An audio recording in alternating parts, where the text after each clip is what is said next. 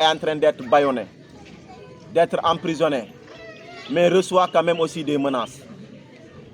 Nous voudrions dire à qui veut l'entendre et dire aussi aux manifestants, parce que nous aussi, il y a des moments où nous faisons partie des manifestations.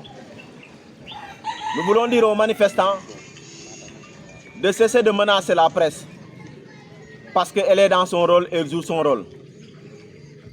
L'autre chose, c'est que la presse même,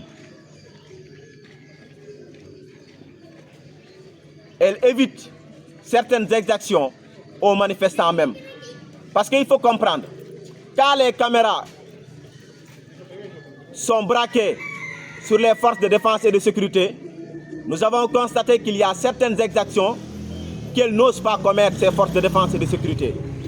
Et nous avons même entendu notre camarade Guy Marius Sagna dire que dans les commissariats et dans les gendarmeries, il y a de la torture et que la torture a été punie par la Convention internationale des droits de l'homme. Et donc, si les manifestants menacent les forces de l'ordre et les empêchent de faire leur travail, ils doivent savoir qu'il y aura des exactions à ne pas pouvoir qualifier, il y aura même des tortures sur le terrain. Et ce sont ces caméras braquées sur les forces de défense et de sécurité qui empêchent certains hommes de tenue à ne pas commettre des exactions. Nous avons vu que même lors des manifestations, nous entendons dire ou donner des ordres pour dire gazez les forces, gazez les journalistes, gazez-les. On a entendu au mois de mars un préfet qui disait il faut les gazer. Donc si la presse ne trouve pas de protection au niveau des manifestants, ne trouve de protection au niveau des forces de défense et de sécurité, mais dites-moi comment cette presse peut pouvoir faire son travail.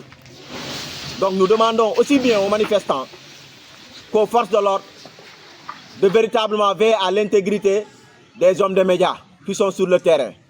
Aux hommes de médias aussi, nous leur appelons de faire le travail, à faire le travail, à faire convenablement le travail.